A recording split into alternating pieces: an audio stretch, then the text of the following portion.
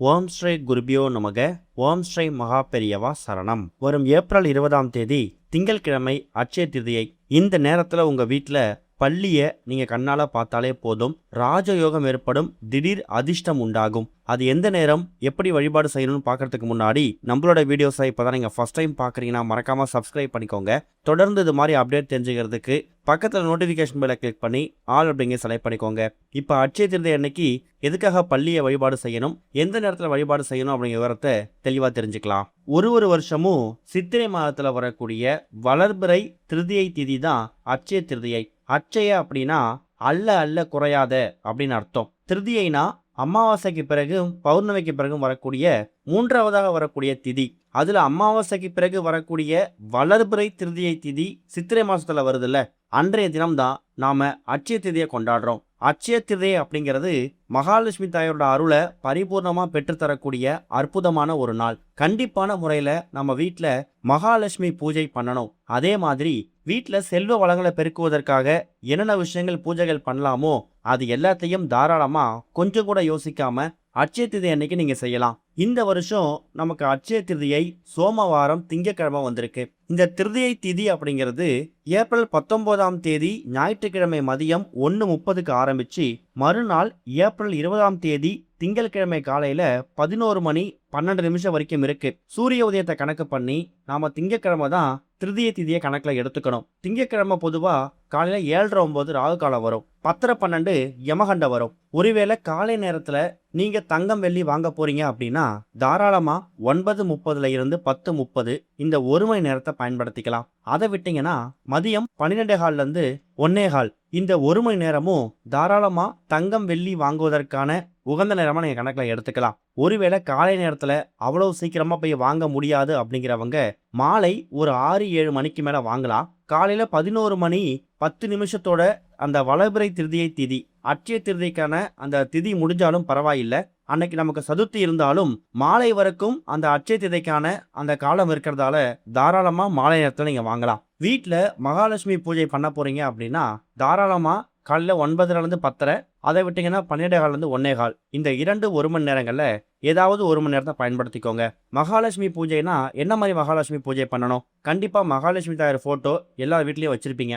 ரொம்ப எளிமையா இனிப்புல ஏதாவது நைவேத்தியம் செய்து வைத்து உங்க வீட்டில் இருக்கக்கூடிய தங்க நகைகளை அந்த மகாலட்சுமி தாயார் பாதத்துல வச்சு எடுத்து நீங்க அதுக்கப்புறம் பயன்படுத்தலாம். முடிஞ்சா புதிதாக வாங்கிட்டு வரக்கூடிய தங்கம் வெள்ளி நகைகளை நீங்க மகாலட்சுமி தாயார் பாதத்துல வச்சோ இல்ல அந்த போட்டோவுக்கு மாட்டி விட்டோ மகாலட்சுமி பூஜை செய்யறது ரொம்ப விசேஷம். மகாபாரதத்துல பாண்டவர்களுக்கு சூரிய பகவான் அட்சய பாத்திரத்தை கொடுத்த நாள் தான் இந்த ஒரு அட்சய திருதியை வரக்கூடிய வளர்பிறை திதியை நாள்.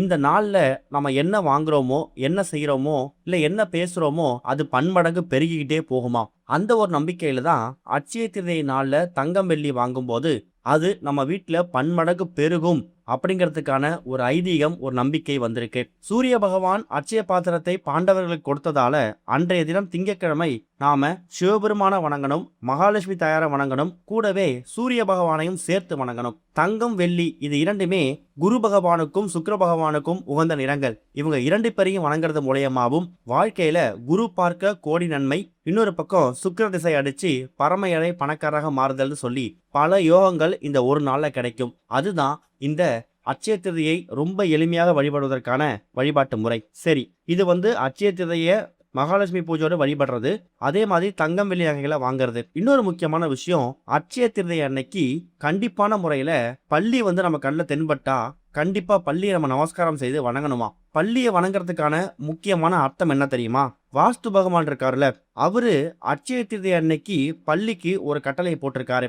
அதாவது அட்சய திருதியை அன்னைக்கு எக்காரணத்தை கொண்டும் நீ யாரு கண்ணையும் மாட்டக்கூடாது அப்படிங்கிற மாதிரி அந்த அட்சய திருதியை அன்னைக்கு பள்ளிக்கு ஒரு கட்டளை போட்டிருக்காராம். அதனாலவோ என்னவோ தெரியல, நீங்க எவ்வளவு முயற்சி செய்து பார்த்தாலும் அன்றைக்கு உங்களால கூடுமான அளவுக்கு பள்ளியை கண்குளிர பார்க்க முடியாது. சாதாரணமாக நம்ம வீட்டுல நம்ம அன்றாட வேலை பார்க்கும்போது நம்ம கண்ணு முன்னாடி 5-6 பள்ளிகள் சாதாரணமா தெரியும். ஆனா அட்சய திருதியை அன்னைக்கு நம்ம என்னதான் வீடு முழுக்க துளாவி தேடினாலும் ஒரு இடத்துல கூட பள்ளியை நம்ம கண்குளிர பார்க்க முடியாதான். ஏன்னா வாஸ்து பகவானோட கட்டளைக்கு ஏற்று அந்த பள்ளி நம்ம கண்ணில் தென்படாம அன்றைக்கு முழுக்க ஏதோ இடத்துல ஒளிஞ்சுக்குவாம். அப்படி ஒருவேளை அதையும் மீறி உங்க கண்ணுல அட்சய தீதை அன்னைக்கு அந்த பள்ளி தென்பட்டா உங்களை விட அதிர்ஷ்டசாலி யாருமே இருக்க முடியாது. இந்த வருஷம் ஒருவேளை உங்களால தங்கம் வெள்ளி நகைகள் வாங்க முடியல அப்படின்னாலும் அடுத்த வருஷம் ஒரு குண்டுமணி தங்கமாவது வாங்கறதுக்கான வழிவகைய யோகத்தை அந்த வாஸ்து பகவானும் அந்த மகாலட்சுமி தாயாரும் இந்த பள்ளி ரூபத்துல உங்களுக்கு கொடுப்பாங்க. ஒருவேளை அந்த பள்ளியை நீங்க கண்ணால பார்த்துட்டீங்கன்னா பார்த்த அடுத்த நொடியே உங்க 2 கைகளையும் கூப்பி பள்ளிக்கிட்ட நமஸ்காரம் பண்ணுங்க. இப்ப இருக்கக்கூடிய வாழ்க்கை, இந்த வருஷம் அட்சய தீதை அன்னைக்கு இருக்கக்கூடிய வாழ்க்கை பன்மடங்கு பெருகணும். சாப்பாட்டுக்கு வறுமை வரக்கூடாது, குடும்பத்துல எந்த விதமான பொருளாதார கஷ்டமும் வரக்கூடாது, ஆடம்பரமான வாழ்க்கை வாழ்றோமோ இல்லையோ அத்தியாவசியமான எந்த பொருட்களுக்கும் எந்த விதமான பஞ்சமும் ஏற்படக்கூடாதுன்னு நீங்க பள்ளிக்கிட்ட நமஸ்காரம் பண்ணணும். அப்படி பண்றது மூலயமா பள்ளி உங்க வேண்டுதலை எடுத்துக்கிட்டு அதை வாஸ்து பகவான் கிட்ட சொல்றதாவும் அந்த வாஸ்து பகவான் மகாலட்சுமி தாயார்கிட்ட உங்க கோரிக்கையை கொண்டு போய் சேர்ப்பார் அப்படிங்கிறது தான் பள்ளியை வழிபடுறதுக்கான வழிபாட்டு முறை. அதனால கண்டிப்பான முறையில அட்சய தீதை நாள்ல நீங்க உங்க கையால கையெடுத்து நமஸ்காரம் பண்ணி பள்ளியை கண்ணால பார்த்து வழிபாடு செய்யணும். ஒருவேளை அன்றைய தினம் வீடு முழுக்க தேடியும் எவ்வளவோ அலைஞ்சும் பள்ளியை பார்த்து நமஸ்காரம் பண்ண முடியும் அப்படிங்கிறவங்க இந்த பதிவுல வரக்கூடிய வீடியோவை பார்த்தாவது உங்க வேண்டுதலை முன்வைக்கலாம். இன்னொரு பக்கம் ஒருவேளை பள்ளி உங்க கண்ணில் படும்போது நமஸ்காரம் பண்றீங்கன்னா நீங்க கழுத்துலையோ இல்ல கைகள்லையோ தங்க மோதிரம் தங்க நகைகள் போட்டிருக்கீங்கன்னா அதை கையால எடுத்து உங்களோட 2 உள்ளங்கையிலையும் ஏந்தி அதை நீங்க பள்ளிக்கிட்ட காமிச்சு தங்கம் வெள்ளி வீட்டில் அதிகமாக சேரணும், குடும்பத்துல தங்கம் வெள்ளி சேர மாட்டேங்குது, பாதி நகை அடகடல இருக்கு, அதை திரும்ப வரணும்னு மனசார வேண்டிக்கோங்க.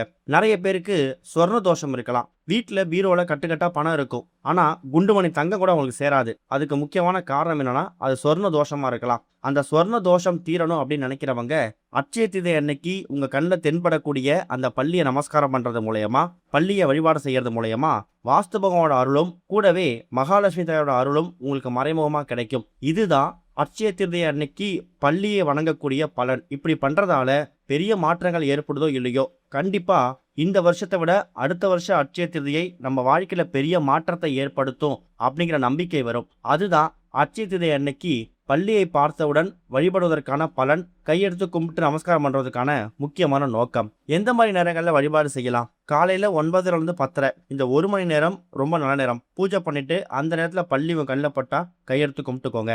அதை விட்டீங்கன்னா மதியம் 12:15 1:15 இந்த 1 மணி நேரத்துல பள்ளி உங்க கண்ணில் தென்படுற மாதிரி நீங்க தேடி பார்த்து வழிபாடு செய்யலாம். அதை விட்டீங்கன்னா மாலை ஒரு 6-7 மணிக்கு மேல எப்போ வேணாலும் பூஜை பண்ணிக்கலாம். திருதியை அப்படிங்கிறது ரொம்ப முக்கியம். திதிகளில் 3வது திதியாக வரக்கூடியது திருதியை. அதுவும் சித்திரை மாதத்துல வரக்கூடிய இந்த வளர்பிறை திருதியை திதி இருக்குல்ல, அமாவாசைக்கு பிறகு வரக்கூடியது.